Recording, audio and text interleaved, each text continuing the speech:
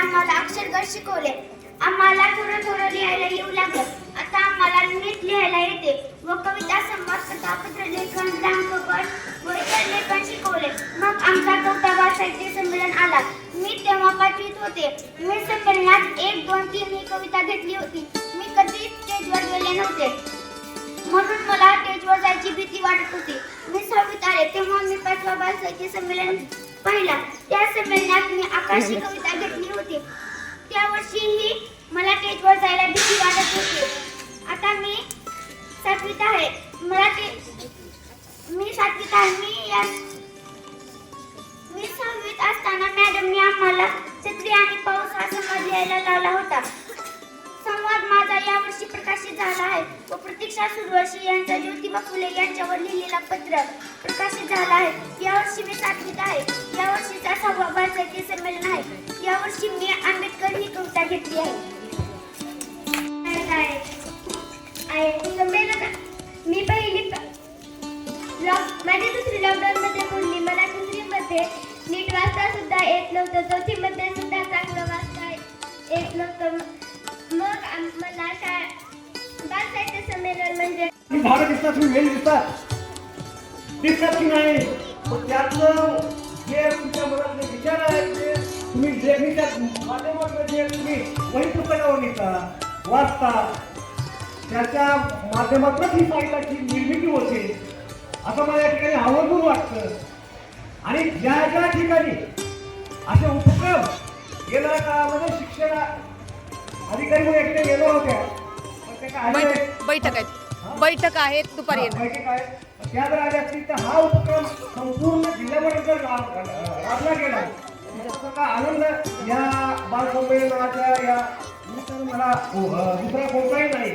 पुन्हा एकदा या बाल साहित्य मला सुंदर सांगितलं विद्यार्थ्यांना की कुणी कुठलं काम द्यायचं, कोणी स्वागत करायचं, कोणी पुष्पगुच्छ द्यायचा, कोणी जर कालवा करायचा, पुढच्या डोक्यावर हात म्हणून ठेवायचा, हे सर्व मी ऐकत होतो. कारण या शाळेचा मी विद्यार्थी आहे तर मी मॅडम साहेबांचं थोडंच बोलतो. कारण आमची कुठल्याही पत्रकाराचं लक्ष असतं की एखाद्या घटनेची काळजी मीमांसा शोधणं, एखादी घटना पाहणं, त्याच्यातले चांगले वाईट, काय चांगलं होतंय काय वाईट पाहणं आणि ते लिहिणं ते आम्हाला चांगलं जमतं. साहित्याचा आणि आमचा संबंध येतो फक्त बातमी लिहिण्यापुरता, जास्त आमचा संबंध त्याचा संबंध येत नाही. लहान मुलांचा त्याच्यापेक्षा कमी संबंध येतो.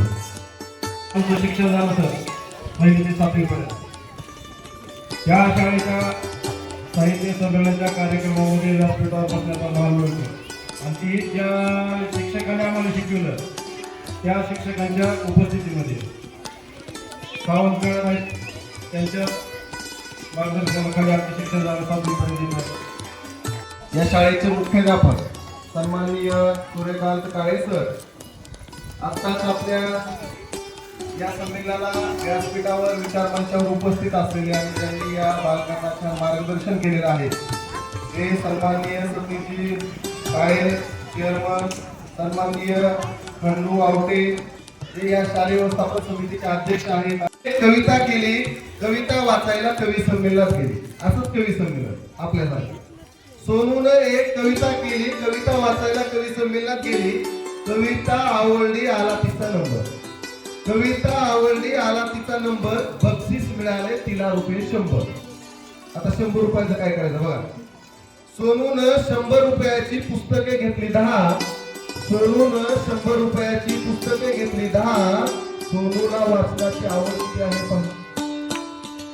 वाचनानं माणसाला जगातलं सारं कळतं, वाचनानं माणसाला जगातलं सारं कळतं, भलं भुरं खरं खोटं आपोआप बोलतं, भलं भुरं खरं खोटं आपोआप बोलतं.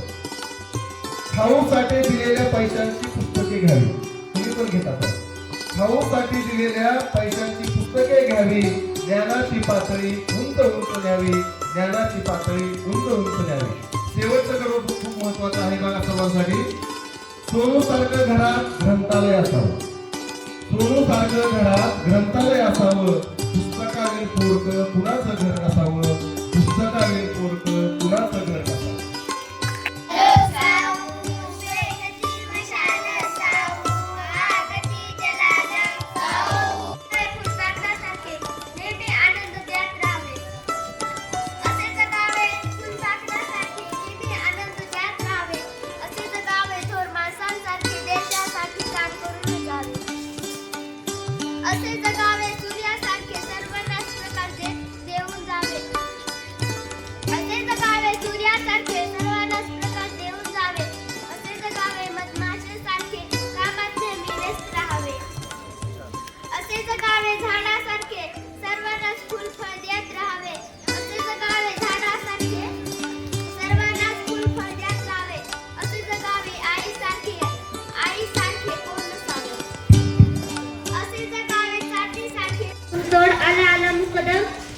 नसली तरीही देत असतो दम. ऊस तोडायला आल्यावर बांधतात कोप. काम करून सुद्धा त्यांना मिळत नाही शांत झोप. कष्ट केल्यावरच मिळते आपल्याला साखर. शांतपणे त्यांना खायला मिळत नाही भाकर. ऊस तोडायला आल्यावर भागवतात हातावर पोट. ऊस तोडताना त्यांचं कापतं बोट. ऊस तोडायला गेल्यावर मुलांच्या शाळेचे होते वाताहात. शिक्षक म्हणतात ऊस तोडणीचा आहे तुला भरतच नाही. हारून बोला आहे स्टेशन. सोहमला भूक लागली म्हणून त्यांना सगळं कच्चं बेशक. आमची आहे मित्रांची खूप मोठी संगत. आमची आहे मित्रांची खूप मोठी संगत. सोहम सोडत आहे कुठली संगत. घड्याळीत वाजत नाही तेरा. घड्याळीत वाजत नाही तेरा. अंतमस्के बायको का देखो चेहरा. पुस्तकात आहे चकली. पुस्तकात आहे चकली. अंतमस्के बायको टकली.